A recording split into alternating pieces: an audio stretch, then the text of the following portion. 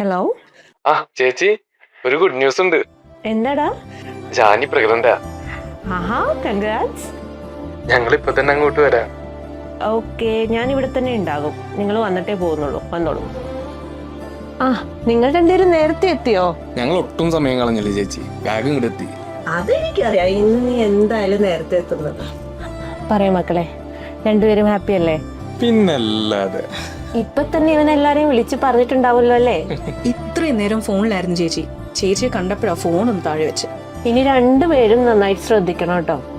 ഈ ഓടിച്ചാടി നടക്കുന്ന കാട് കയറുന്ന പരിപാടിയൊക്കെ നിർത്തിക്കണം കേട്ടോ. ഏയ്, ഇനി ഒരു പരിപാടി ഇല്ല. വിളിച്ചാ വിളിപ്പുറത്തുണ്ടാവും ചേച്ചി. നിന്നെ എനിക്ക് വിശ്വാസമില്ല. ജാനി, ഇവനില്ലെങ്കിൽ നീ ഇങ്ങോട്ട് വന്നേക്കണം കേട്ടോ. വരാം ചേച്ചി. എടാ, ഫസ്റ്റ് സ്കാനിങ്ങിന്റെ ഡേറ്റ് ഞാൻ ഏതായാലും ഇട്ടിട്ടുണ്ട്. അന്നത്തെ ദിവസം രണ്ടുപേരും കൃത്യസമയത്തിന് എത്തിക്കണം. ഇച്ചായ, ഞാനൊരു കാര്യം ചോദിക്കട്ടെ? എന്താടാ? അല്ലേ വേണ്ട, ഞാൻ കാണിക്കാം. നോക്ക്. ഇതൊരു കുഴപ്പിക്കുന്ന ചോദ്യമാണല്ലോ.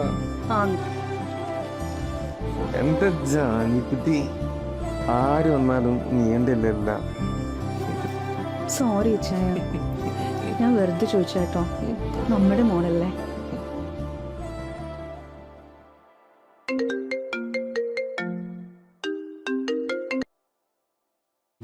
ഹലോ, പറയൂ ചേച്ചി. ഹലോ എബി. ആ. ജാനിയുടെ റിപ്പോർട്ടിൽ ഒരു കോംപ്ലിക്കേഷൻ ഉണ്ട്. എന്താ ചേച്ചി? ബേബിക്ക് ഹാർട്ട് ബീറ്റ് ഇല്ല. എബി, പറയൂ ചേച്ചി.